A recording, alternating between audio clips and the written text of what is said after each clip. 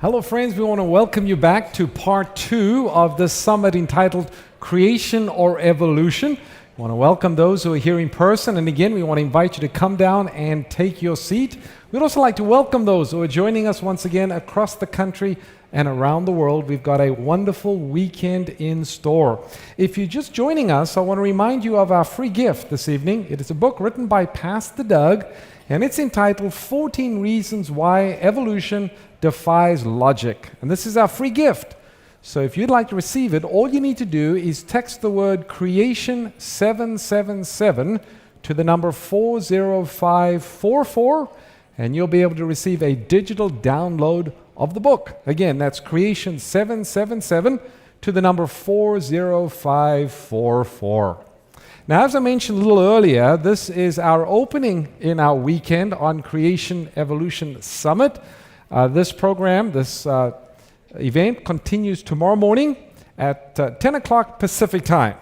So we want to remind you about that. We have a full day, and those of you who are joining us, we start live tomorrow morning with Pastor Doug at 10 a.m. Our speaker this evening for our second presentation is Professor Walter Veith. Now, I'm from South Africa. Professor Walter Veith is from South Africa.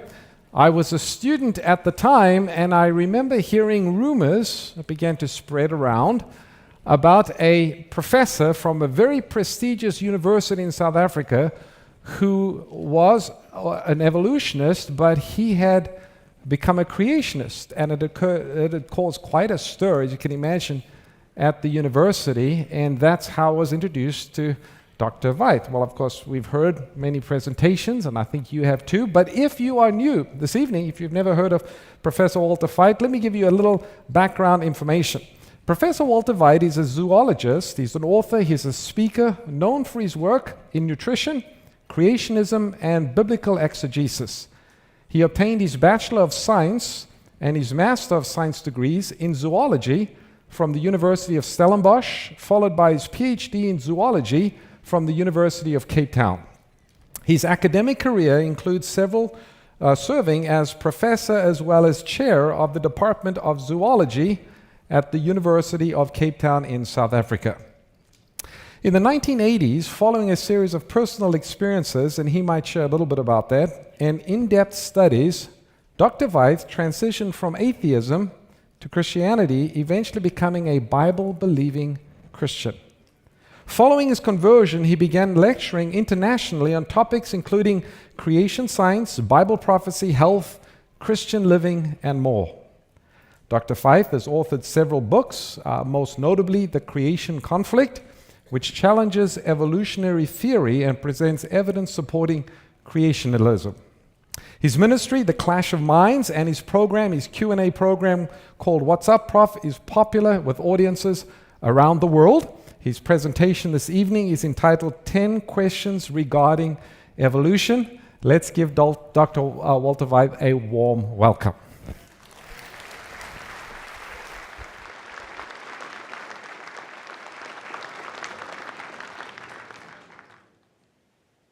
Good evening, everyone. Good evening. I'm here to bore you for the next 15 minutes. I heard tonight that Pastor Doug and our previous speaker were both atheists, and as you probably know, some of you, I was also an atheist. But I had a twist. They came from a Jewish background. I came from a sort of Christian background. But my twist was that I wasn't only an atheist, I was also a God hater. I hated God with every fiber of my being. Not because the God of the Bible is the problem, but the theology that is presented in the world out there paints a very distorted picture of God. And it is quite possible that when you are confronted with some of these pictures and the animosity that seems to emanate from God, that you can start to hate him. And so being an atheist and a God hater was quite an interesting combination. And when I was a lecturer at Stellenbosch University, And I did get my PhD from Cape Town University, but I was not the chair of zoology there. I was the chair of zoology at Western Cape University for about 15 years. Now, when I became a Christian, my life really changed. It became a nightmare. I'm hoping to wake up at some stage and realize that it was just a nightmare. But it is a radical change that has to take place when you switch from one philosophy to another philosophy, and my emphasis is on the word philosophy, because science and the science of origins are two totally different things. Science is empirical investigation based on experimentation. And yes, you have hypotheses, as we heard before, but the philosophy of origins is a totally different thing. Now, in our country, where I come from, people are generally very religious, and they believe in God. But when they come to the university, they are confronted with a totally new philosophy. And in fact, we have Christian organizations that are present at the universities that train students in the science of evolution so that they do not make fools of themselves as Christians later on. So in other words, they are literally, proselytized into believing the theory of evolution. We were never afraid of creationists. We loved them when they came around so that we could rip them apart and laugh at what they were saying. You see, the science that they brought was not necessarily wrong, because I believe a lot of that science today. But it had to be ridiculed purely from the basis that it had to be wrong. Why? Because there was no God. And if there is no God, whatever theory you come up with on origins, it has to be wrong, because it has to be naturalistic. There is no God. And so when a theory runs into trouble, then you have to find solutions for that trouble, and you have to change your approach, but the basic premise is there is no God. And if he were there, you'd hate him anyway. And so I was often confronted in my lectures, because I used to lecture on evolution. I was a committed evolutionist with young students that would say, "Excuse me, I believe that God created this world." They would never get any further than that sentence, because you would destroy them, ridicule them. And I've had students burst into tears, and I'd feel pretty good about myself, having destroyed their little childish philosophies about some deity out there. Can you imagine a world like that? Many of you probably can't. Well, when I changed my view, I had to find a new foundation. Where was I going to get that foundation? I didn't have the facts at my fingertips as I would perhaps have them today. And so I was confronted with the situation where I had to present a class, and I could either stand there and pretend that no change had taken place in my mind, or I could face my fears and my colleagues and ask a few questions. And that's what I did.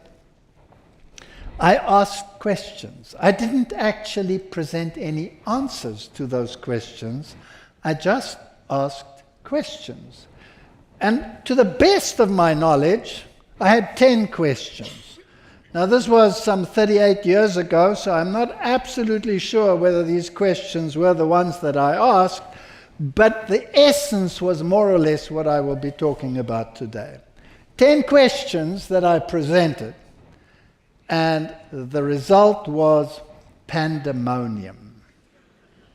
Pandemonium. I never even supplied any answers to those questions. But the result was pandemonium. Not only pandemonium, but vicious anger, such as I had seldom seen in my entire life. And the consequence was that a young girl got up after those 10 questions and accused the lecturers, saying to them, "When I came to this university, I believed in God, and you have destroyed my faith. And now I can see that you duped me." Now, all my colleagues were basically atheists, but some of them actually went to church and were elders in churches, but they were atheists. I don't quite know how that works, but Richard Dawkins recently in an interview said that he is an atheist, but he considers himself a cultural Christian. Because the alternative, the other religious views out there, were, in his opinion, worse. But when you read his book, that he writes about his view on God, the God delusion, he actually points out that he hates God. And the strange thing is, he hates God for the same reasons that I hated him. This vindictive deity that shoves you into hell and roasts you for all eternity on the basis of a short life, which in terms of eternity is non-existence, was rather cruel. And this was the reason why he rejected it, same as I did. So let me run through these questions before they kick me off the stage. In Exodus chapter 20 we read, "In 6 days the Lord made heaven and earth, the sea and all that in them is, and rested on the seventh day." Now you tell an atheist that he must rest on the seventh day because God created the world in 6 days. Do you think that'll go down well? Is it even logical? Why would you want to keep one day in commemoration of creation if there was no 6-day creation? That wouldn't make any sense whatsoever. That's sort of a disconcordance in your mind. And try and get your head around that one. But that is exactly what the Bible says. Now, can something like that be true in the face of all the science out there? Well, I posted these 10 questions. Let me run through them for you. If the evolution of life started with low diversity, and diversity increased over time, why does the fossil record show higher diversity in the past and lower diversity as time progressed? It's a simple question. And it's a known scientific fact that if you go back into the paleontological record, there are far more creatures out there than we have today. So we seem to be losing species at an incredible rate. And that loss is continuing to this very day. As we speak, species are going extinct on this planet.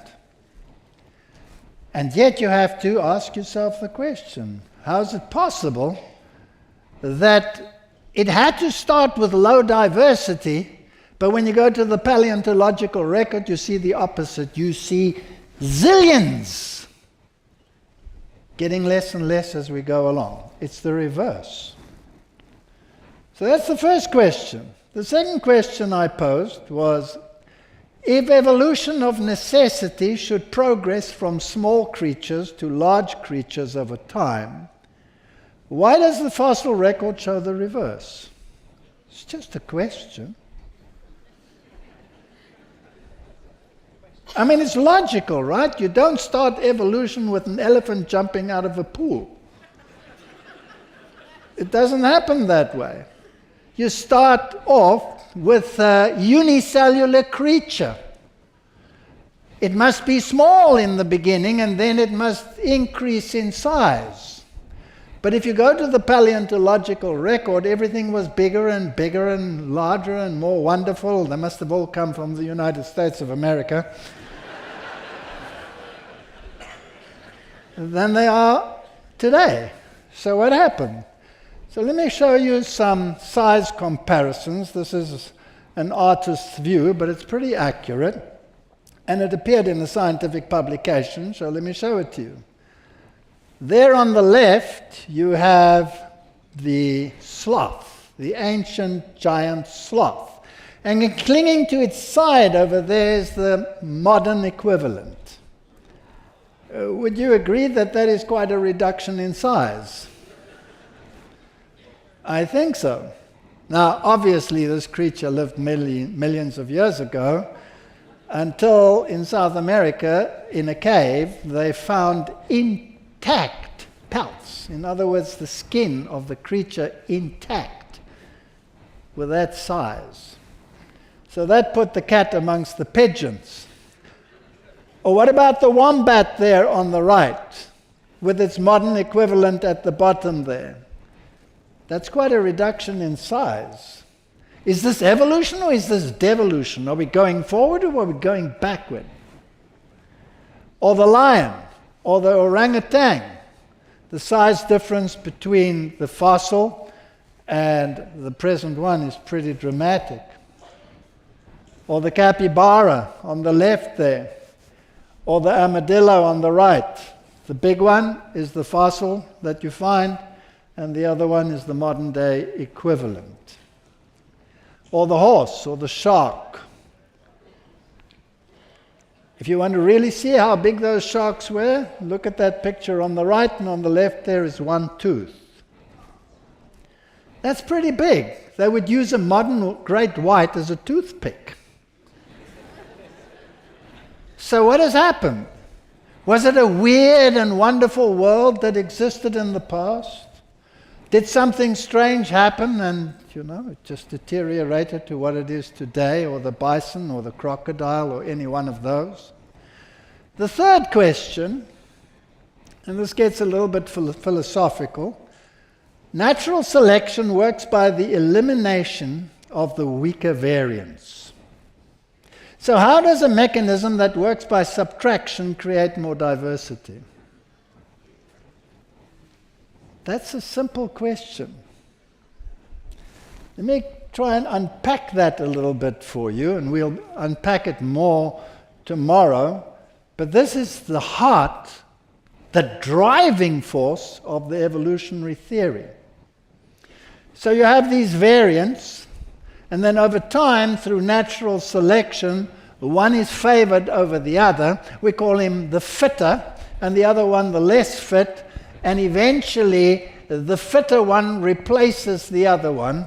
So you started off with 2 variants or 3, and you end up with fewer variants.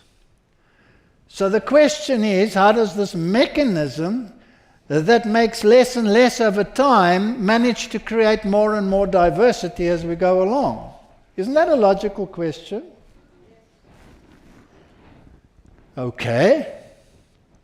So how would we consider Darwin's finches, for example, and all those variants that evolved over time? We know they exist today, so what happened? We'll go to that tomorrow. The fourth question is, why do the great phyla of the biome all appear simultaneously in the fossil record? This is a bomber. And even in the oldest fossil records, namely those with the macrofossils at least, the Cambrian, why are they there all of a sudden? Now, I don't know whether you are familiar with what a phylum is. Are you? Anybody not know what a phylum is? A phylum is the largest category of similar creatures that exist. So the animal kingdom is divided up into phylum, phyla. So we belong to the phylum Chordata. That's anything with a backbone type structure, whether it is made of bone or of cartilage or of fibers, doesn't matter as long as it has a rigid sort of rod in the back, and I have one here. You belong to the chordates. And then you get the arthropods. They have a skeleton on the outside. Anything that has that, whether it's an insect or a crab or whatever, it belongs to that phylum. It's huge categories of creatures. Now the question is, how can these phyla appear simultaneously? Because logically, in the evolutionary process, one form evolves into another over very long periods of time, and they should be appearing sequentially in the fossil record. It's impossible to imagine that they can all appear at the same time. So whether you're talking about insects or crustaceans or annelids or mollusks or roundworms, let's take the phylum Mollusca.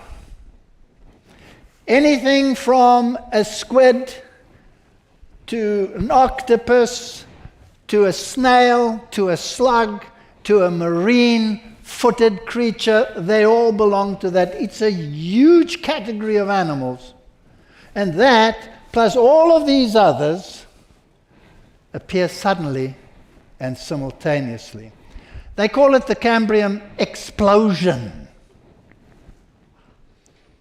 And if you go to a document like Scientific American, for example, they talk about the phyla appeared almost simultaneously. They're lying because they put the word almost in there. Because they don't appear almost simultaneously, they appear simultaneously. That's mind-boggling. How could this have happened? And so they comment that fast turns out to be much faster than anyone ever thought. It's almost like somebody said, let it be, and there it was.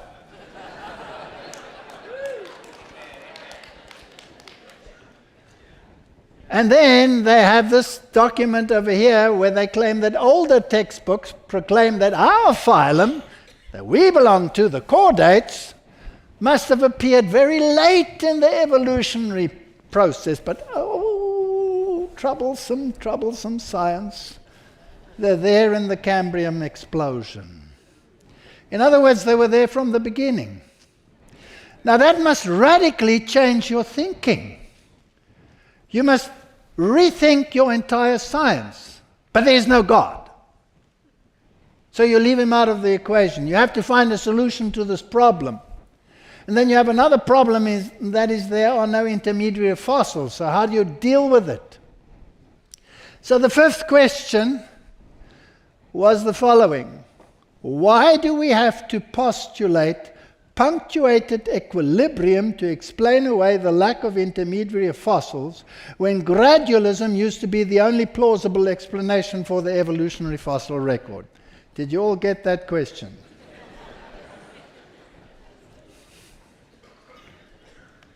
Well, you know, my colleagues, they varied in age. And the older colleagues were all, well, we were all Darwinists, because we were evolutionists, but the older colleagues were gradualists. Now, that's a nice word, gradualists. What does that mean? That means you believe that life evolved over long periods of time and gradually changes took place so that one form gave rise to another. That makes sense. That's Darwinism at its very basic core. Gradualism. And it's the only logical way to conceive of an evolutionary process. The only logical one.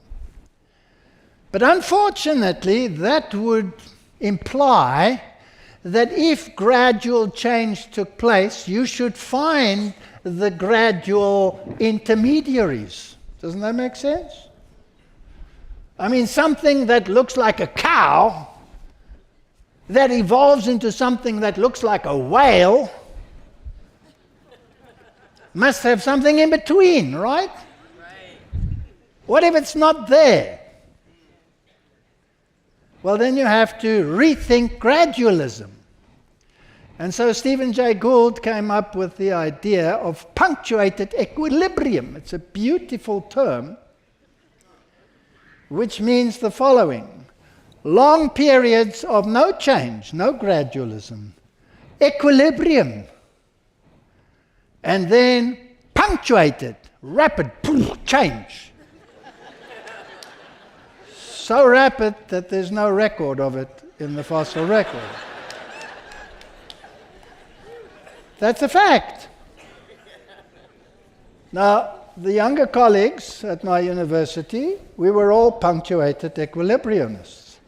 The older ones were clinging to the hope that they would find those fossils. So they were gradualists. So we had a lot of arguments back and forth, who's right, punctuated equilibriumists following Stephen Jay Gould, or old-fashioned Darwinists, who's right? But the basic premise was always, somewhere there must be an answer because there is no God. Did you get that? All right, so we have to postulate punctuated equilibrium.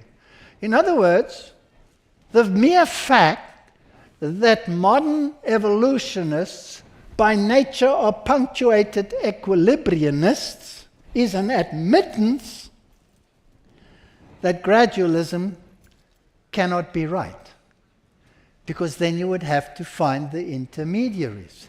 Why would you have to change your a priori assumptions in order to accommodate the theory?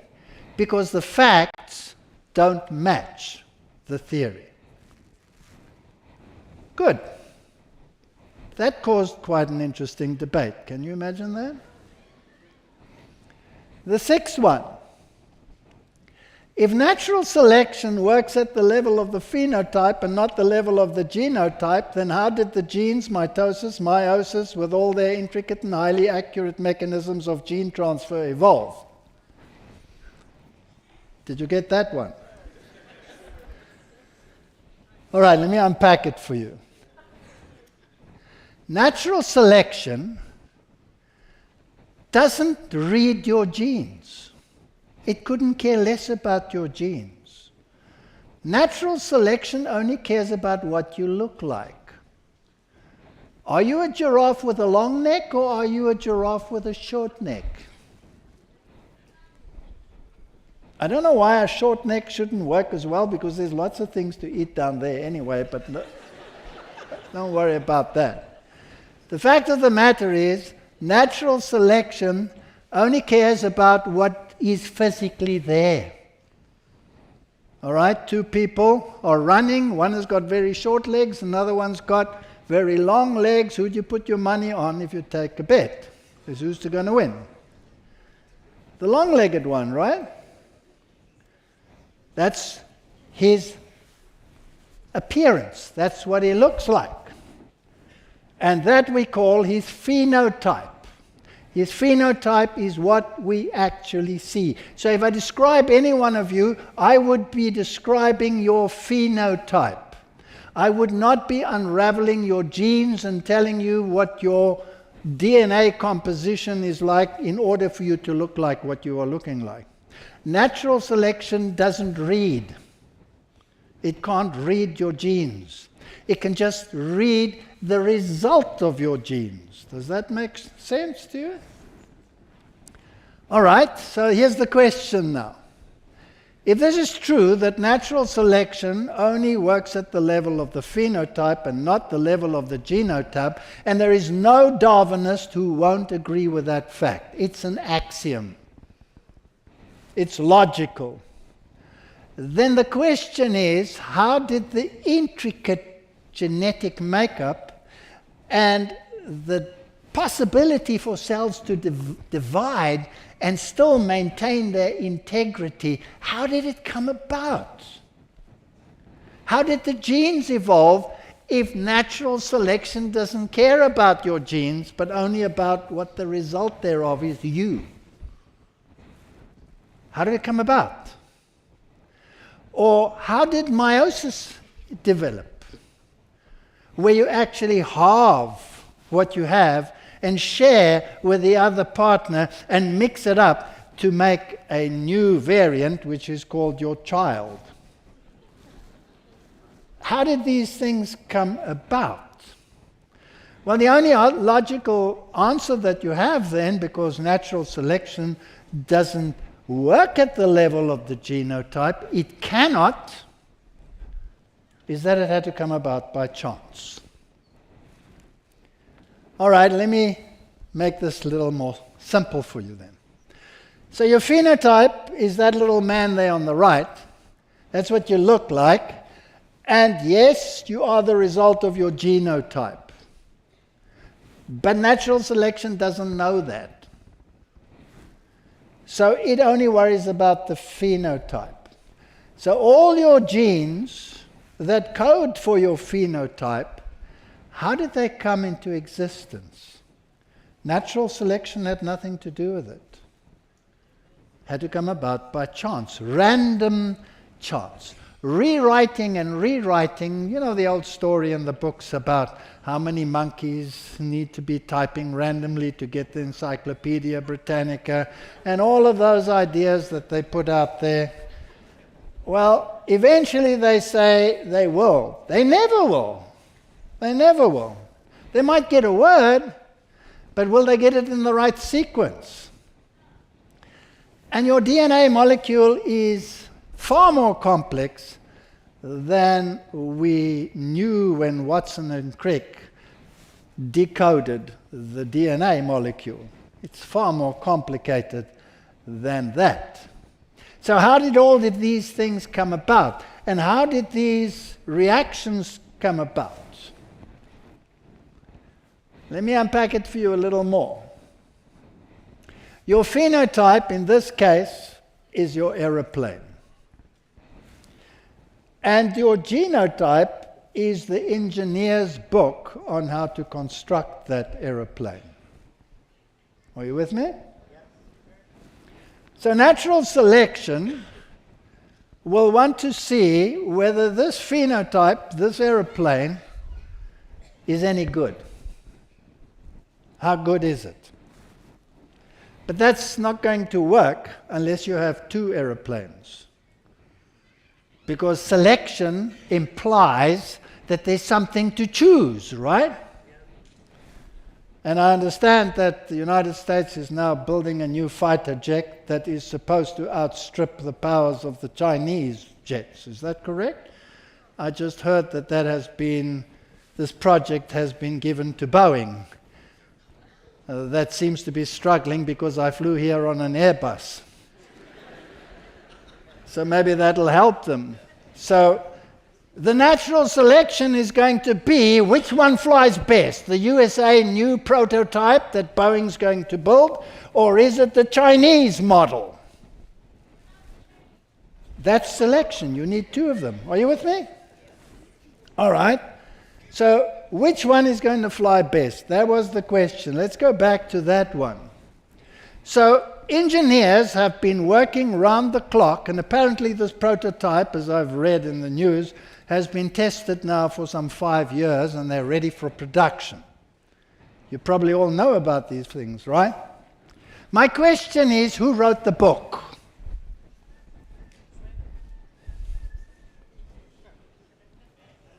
Who wrote the book? It's not a stupid question.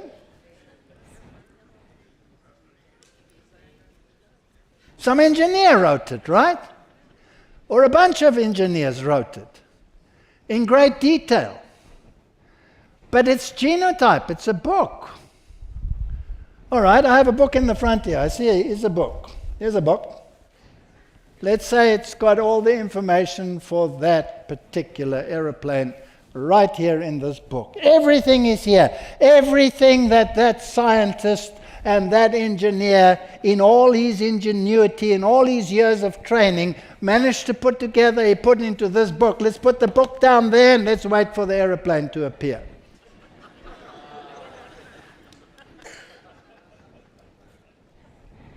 What's funny about that?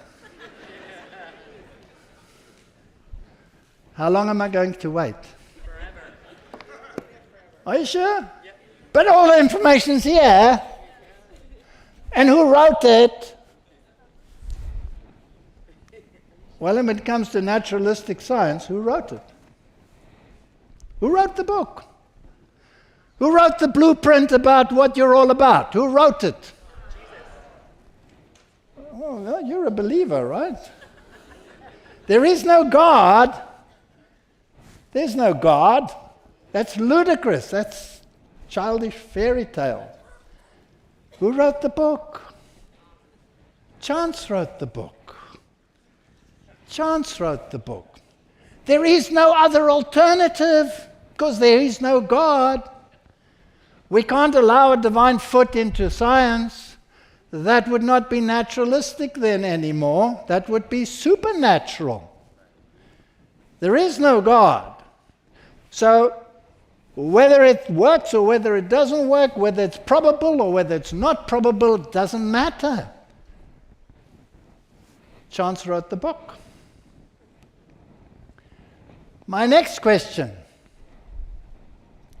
The process of crossing over during meiosis is an extremely sophisticated mechanism that requires absolute precision. How could natural selection bring this about if it can only operate at the level of a phenotype? I don't know whether you were involved in biology courses. Did you ever, who studied meiosis here? A couple, all right. Meiosis is an incredibly precise operation. Because in meiosis, you have to halve the number of chromosomes, and you split them into what you got from your father and what you got from your mother. And then you pair them up with your partner's chromosomes.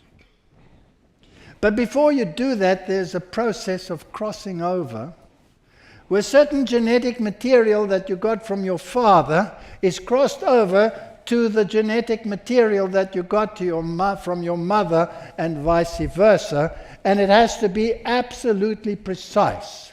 If you cut that gene that is crossed over in the wrong place, just one little letter further than it should, the whole thing becomes drivel, garbage. And you won't have children, you'll have cabbages or something similar. No mistakes. And yet, through the very process, I can with confidence say to you tonight that if I said to you, will the two that are absolutely identical in every aspect please stand up in this hall? Nobody would get up because you're all different. That's why by looking at each other, we can give each other names and not get confused because we're all different. We're all unique. Because we have this tremendous variability that has been built into the process. How did this mechanism come about? And it is so amazing. There may be no mistake. They even give the enzymes that are involved in this activity certain names. So you have transcription enzymes that run along and make an exact copy of whatever there is you are copying. But to make sure that there's no mistake, because you don't want cabbages, you want real children, you have another 5 enzymes running after them that are called editases. That's a nice name, because they edit. Clifford Goldstein is an editor. You should know what that means. It means you go through the script to see if there's something wrong and you fix it, right? And that's what they do. They make sure there's no mistake. That's why humanity can still exist, although we are, believe it or not, greatly deteriorated. Because as we said before, everything was bigger and better and larger and greater and more superb than they are today. So this magnificent process is not subject to natural selection. Only the result thereof, what I see in the offspring, is subject to it. So how did it come about? Can you see the wheels turning in those students, postgraduate students and my colleagues?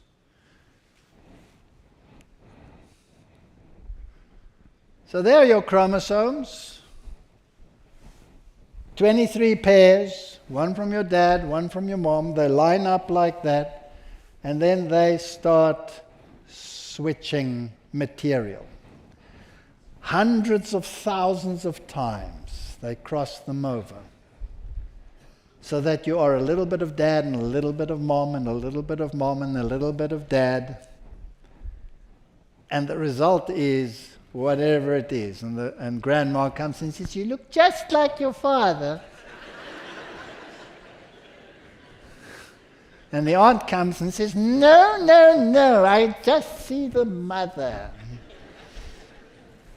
Isn't that true? Isn't that what happens? How do they come about? It's amazing. And so let's say the blue is dad and the red is mom.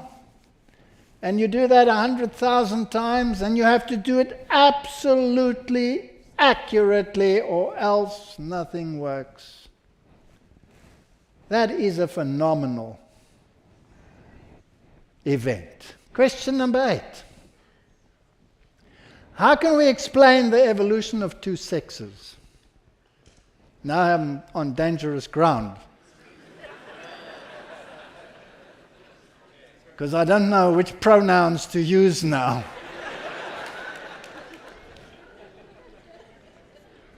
But fortunately, your president said, "No, we only recognize two, so I'm okay."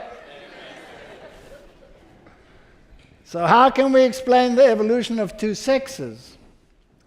With compatible anatomical differences, when only the result of the union, increased diversity in the offspring, is subject to selection, but not the cause. Just think about that for a while. Now that little amoeba, or whatever it was, that first protozoan, only had no sex. There was no partner. And then for millions of years, these protozoans increased and natural selection sorted them out until there were none left. No, I'm sorry. Somehow magically increased the diversity, although it should have reduced the diversity, and here they were swimming in a soup, and eventually they got stuck together. We'll talk more about that tomorrow and how it all came about. But there weren't two sexes. They didn't exist. Now, two sexes is a very serious issue, because then in order for it to work, you need to have meiosis, right? We just spoke about it. Because if I have 46 chromosomes and there was no meiosis, and my wife had 46 chromosomes, how many chromosomes would my offspring have then? It would become intolerable, right? Become more and more and more. So now we have to keep it at 46, so let's, halve them down to 23 and 23, and then mix it up and all of that good stuff. But the two sexes, how did they come about? What is the aim, according to science, of having two sexes?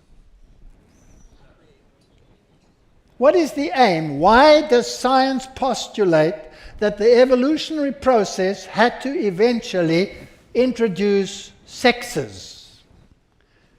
The answer is to increase diversity. That's the answer. You have to increase diversity, because natural selection does what? Reduces diversity. It works on the basis of subtraction, not on the basis of addition. All right, so how magically did they come about? Boom! One day they were there, like the Cambrian explosion. Wow, is that Eve? Is that how it happened? Because natural selection won't do it. And then, if you haven't noticed, they're anatomically different. I don't know about the bathrooms and the stuff now, let's not go there. But they are anatomically different. Thank God they are. Question, how did it come about? Chance or design? That's the question. I have 2 more questions for you. Do you realize how much anatomy and physiology and hormonal differences and all of these issues are involved in this process? It's mind-boggling. And to believe that it came about by chance, without natural selection actually being involved, because only the result of the union, the increased diversity in the offspring, can be subject to the selective process. It is mind-boggling. So any modification in the genotype to bring about changes in the phenotype occur by chance through mutation. So all of these things happen by chance through mutation. Now we're going to talk about that some more tomorrow when we talk a little bit more about the genes. Now we only have 50 minutes, so I don't have time to give you the answers. I only have time for the questions. So this whole issue of fertilization, independent assortment, crossing over, these are incredible mechanisms. Can you imagine unraveling a DNA molecule to make a duplicate? Have you ever envisaged a rope that is twined, 2 pieces entwined and twisted together? And you're going to open them up. So you hold the one end and I'll hold the other end, and let's open them and pull them apart to see what's in the middle. What happens as we start pulling them apart?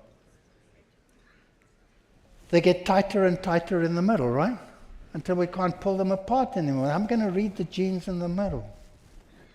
How am I going to do that? Because it's a helix. It goes round and round and round. How am I going to twist them apart? Do you know that there are enzymes that clip onto certain sections like ball bearings and go rrrr. So you can read the next bit and then go tick, tick, tick, tick. Put them together again in the right sequence so that you don't become a cabbage. Can you imagine that? How intricate the process is? It's mind-boggling. I could give you a lecture of many hours on how that works. It's amazing. And chance did it. The next question, number 9, was the evolution of molecules of life all require totally different environmental conditions to come into existence. Without enzymes, and some have never been produced under any simulated environmental conditions, why do we cling to the explanation for the origin of chemicals of life? Let me make this simple. Moreover, the reactions that have been simulated produce left and right-handed molecules, but life can only use left-handed racemic molecules, and there's no random mechanism that allows for this. So the early atmosphere would have had to be a reducing atmosphere, devoid of oxygen. But if water is essential for evolution of life, then in the absence of ozone, cosmic rays would enter the atmosphere, and they would denature water, and that consists of hydrogen and oxygen, so there would be oxygen. So we have a problem. So Stanley Miller is the one who came up with this experiment, where he put a primitive atmosphere into a chamber, closed system, passed sparks through it, and then isolated certain organic molecules and said, this is how life started, by creating these molecules. And this primitive atmosphere consisted of hydrogen, ammonia, carbon dioxide, methane, nitrogen, and water. Volcanic gases are not reducing atmospheres because they contain sulfur dioxide, for example. And the present atmosphere has oxygen. That would never work, because as soon as the molecule is created, the radiation destroys it. So you can never get a molecule unless you have a closed system, and there never was a closed system. But there's another problem, the left and the right. So let's say you create amino acid. Some of them have never been created by any experiment. But let's say you create amino acids, and you have left-handed and right-handed ones. If you want to know how that works, then just lift up your hands like this and look at them. They're mirror images of each other, aren't they? So left is where your thumb is on the right, and right is where your thumb is on the left. Correct? Whatever. So these are mirror images, and the same with molecules. They are mirror images. And mirror images have to be selected. The left-handed ones are called L, and the right-handed ones are called D. And you can never put one D into a protein and have a functional protein. It wouldn't work. So naturalistically, you could never get a protein that is conducive for life. How did it come about? How did you do it? And once you want to do the nitrogenous basis of your DNA structure, you need a different atmosphere. And so scientists has grappled with the idea. We don't have to go into the details. We only have 4 minutes to finish this. How do they come about? Well, you need different atmospheres in different situations. Maybe there were different situations on the Earth where it could have happened. And then scientists will say, but it couldn't have happened there. It can't. You can't have all these different scenarios to create these molecules naturalistically. So where do they come from? So they come up with the idea called panspermia. Nice name. Which means it came from out there. And it spermed this world. It came from outer space. It can't happen here, it must have happened there. Is that a solution? If it can't happen there, why can it happen out there? Yes, it's not as easy as the textbook seems to imply. Get a couple of molecules. Ooh, this is how it happened. But you can't get the rest of them. It's very complicated. The last question.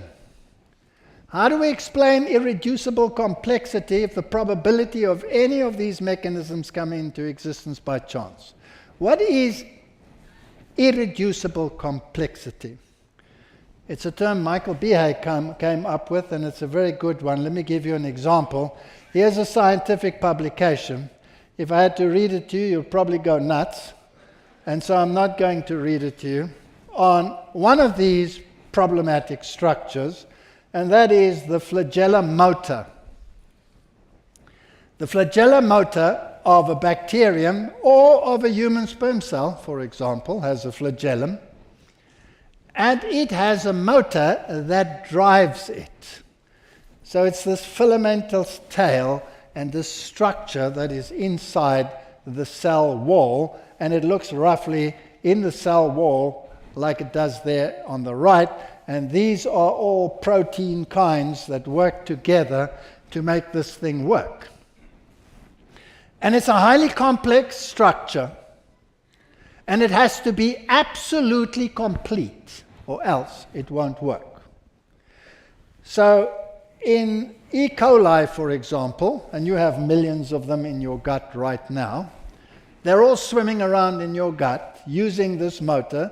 The ones on the left use a proton motor using hydrogen, and some bacteria or organelles use the one on the right, which is a sodium-driven motor. Now these motors are amazing because let's take a sperm cell. It has to swim through the medium to go and find an ovum. And sometimes it finds an obstacle, and it has to increase the power and the torque to get over the obstacles. It goes over it and bumps into something, and has to put it into reverse gear and try another route. It's got a forward gear, it's got a backward gear, it's got an increased torque. It's better than the Jeep that I've just gotten at the airport to drive here. And it's irreducibly complex. In other words, it's either all there or it doesn't work. Let's call the left one a gasoline engine and the one on the right a diesel engine. And if you take the pistons out, they don't work. They're irreducibly complex. What about a chloroplast that is the basis of the food chain that supplies all of us and all the animals in the world with food? It is an irreducibly complex structure. And the result is that you put water and carbon dioxide and light into the process, and boom, what comes out the other side? Sucrose. That's amazing. Nobody has ever been done that. Who's ever stuck a stick into the ground and got maple syrup? And man, we would be wonderful if we could do that. Man, why don't we think of it, but shove a stick in the ground and get maple syrup? Should be possible. So my 10 questions. Thus the heavens and the earth were finished, and all the host of them. Is it plausible, or is it not? That is the question. Let's pray.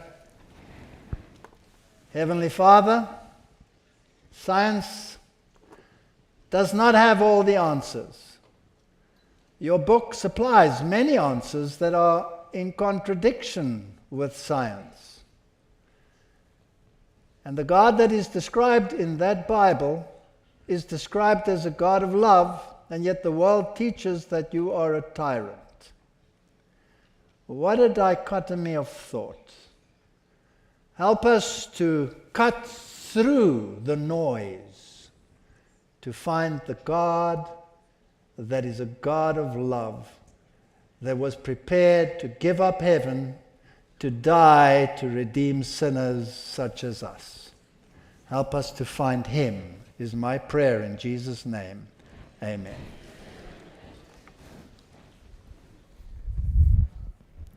Thank you, Dr. Veith.